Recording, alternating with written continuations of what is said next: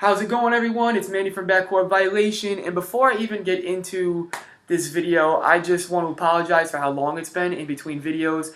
Went through a move, got a new job, and just with all the stress, I didn't really have much extra time for this and for, fun in general, but I'm back, and so is basketball. So with that being said, I didn't get a chance to harp on it earlier, but I really want to talk the Kawhi Leonard trade because, I knew he was getting traded, but I did not expect him to go to the Raptors. They totally blew my mind with that.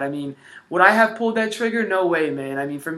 Just for the simple fact that, number one, how do you break that backcourt up? They have had playoff success. Yes, it's not the success they wanted, but it's still, you're the Raptors. What have you really done? You know what I mean? Since Vince Carter left. And even when you had Vince, what did you do? You let T-Mac leave.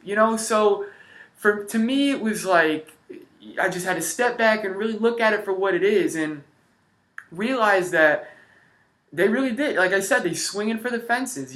How many opportunities are you going to get a Kawhi Leonard type player? Yeah, you had to get rid of DeRozan, but at the same time, you would imagine this is going to be, or this could be literally franchise changing.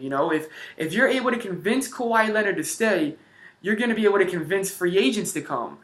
And you're going to be able to pull off more trades. Maybe you get rid of Kyle Lowry. Maybe you pull in a Kemba Walker. Actually, didn't even realize that. But there's just, you're going to be able to fiddle with it. People are going to want to come to Toronto, which I think is a great thing because I love the culture there. I think Toronto should be a basketball mecca. The fans there are just insane. They love their Raptors, and it's loud in the arena, and that's just what you would imagine that's what players want to play under.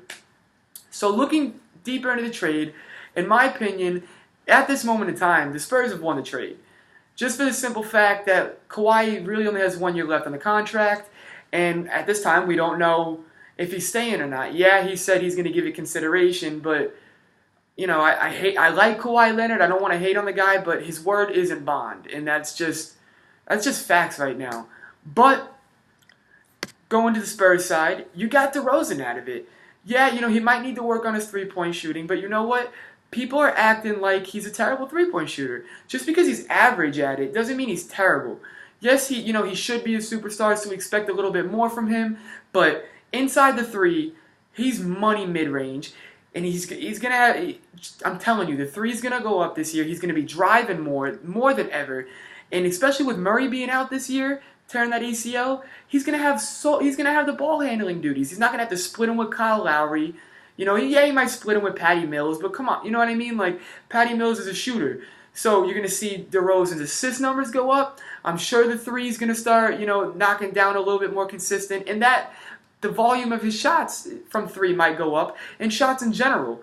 Now, another thing I love about the trade, and nobody's even talking about it, which blows my mind, but this trade is going to work in LaMarcus Aldridge's favor more than ever. This truthfully might be Aldridge's best year with the Spurs. For the simple fact that I can't believe no one's talking about the pick and roll and the pick and pop opportunities they're both going to have, Aldridge and DeRozan.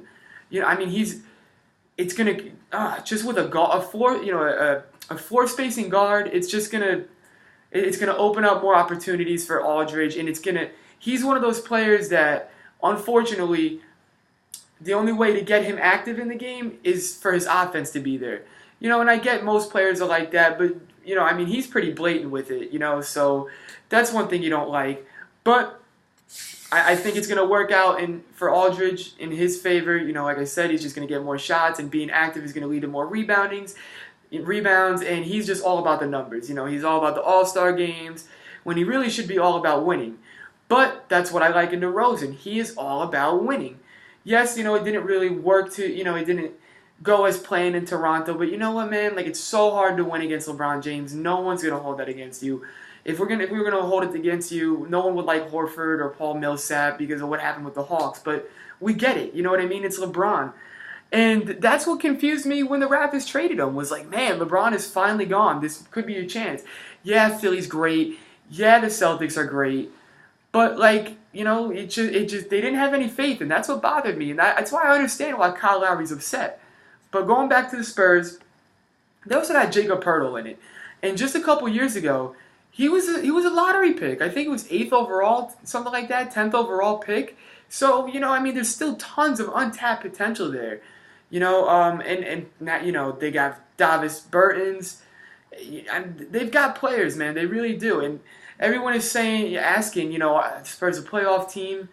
I don't see why not. 21 years in a row, you know what I mean? And counting, you still have Pop. You got DeRozan now. You have LaMarcus Aldridge, I seriously, I believe it. Bertans, this is going to be his, not his year, but you're going to start to see the improvement now. He really does remind me of a poor man's, and I use that word loosely, poor man's Porzingis. I mean, just skinny, tall, can shoot the three. Pull up, spot up, whatever you need. The kid can get a shot up. So I love that about him. And then Patty Mills is obviously going to do his thing. You still got players there. It totally sucks Murray's gone. That does hurt the team and it hurts the depth. But I'm never, ever, ever going to count out Pop. I'm 23 years old, and he's made the playoffs, like I said, 21 years in a row. I can literally say I have consciously not seen the Spurs in the playoffs. That's crazy. That is crazy. So that being said, let's move on to Toronto's side.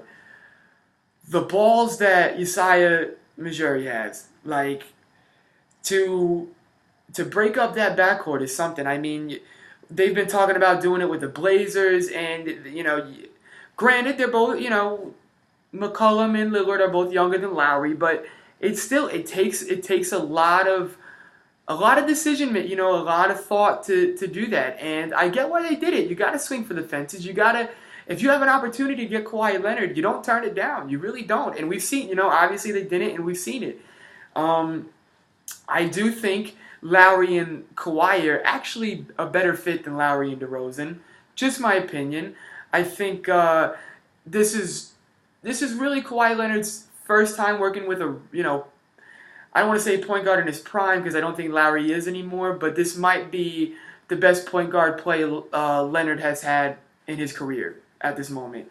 But they're a deep team, If Leonard gets hurt, I'm telling you, watch out for my guy Fred VanVleet. They just paid him a little bit, they're giving him a little bit of love, and I'm sure he's going to show a lot of love. He to me is their point guard of the future. I've got a lot of faith in this kid. That being said, real quick, I think it's hysterical that in my opinion, the top 3 teams in the East are all in the Atlantic Division. I wish the Knicks were going to do something this year, but think it's going to be another 30-52 season, 32-50, something like that. But maybe not even that if Porzingis doesn't play, but we'll see. That honestly is irrelevant right now. It's going to be a wash. Anyway, so like I said, you've got Leonard, you've got Lowry, you've got VanVleet, Norman Powell, and DeLon Wright. They are nice guards to have off the bench. They're consistent, and together now, they're not going to do what DeRozan did, but they're going to get close, and they're both going to improve. They've steadily improved every year, and they're going to continue to do that, I think. I think this year you're going to start to realize the better play that they're doing. And then you still got Valanciunas, which, you know what you get with him. You get a good rebounder, and you're going to 12 and 10, 12 and 12, 10 and 12, whatever. You know what I mean? You're going to get that. And you still got Ibaka, and I love that. His game's going to be held so much, too. It's going to, not to the effect that I think Aldridge is going to be, but Ibaka's going to have, you're going to be like, man, there he is. We missed him. So there's a lot to be excited with in Toronto. I get why they did the trade. What have they done since Vince Carter left, and what did they do before then? You know what I mean? Not a whole lot. So you got to try and get the fan base energized, and give them a little kick in the butt. And they did that. They really did that. They did hire a new coach this year. We'll see how that goes. He was the assistant coach there, so obviously the players that did stay have a rapport with him. But I think we've all heard by now that Kyle Lowry before training camp didn't speak to them. I don't know what to make of that. That could, I don't want to read too much into it and think, oh, it's because of the trade. Maybe that's just how it's been. Maybe that's how the offseason is for players other than LeBron James. You know what I mean? I don't know how often players in front office speak. It seems to me we only really hear about it when there's a problem. A la the Jimmy Butler situation right now. Obviously, this trade. And any time LeBron's on a team, so I don't want to jump to conclusions, but that's never a good sign, you would think. So, but yeah, let me know who you guys think won the trade. And again, I'm sorry for this video being so late. I'm sure you're not even gonna give it a read, but if you do, like I said, please let me know who you guys won the trade. I'm really interested to see what you guys have to say about it. And one last time, sorry from the bottom of my heart. I'm going to try and let it not happen again because it was bothering me. I love doing this. I love interacting with you guys. I've missed it so much. I'm happy to be back. Glad I got my computer working again too. That was another problem. But like I said, I'm back. Basketball's back. It's going to be a hell of a year, and let's just enjoy the ride. All right, baby?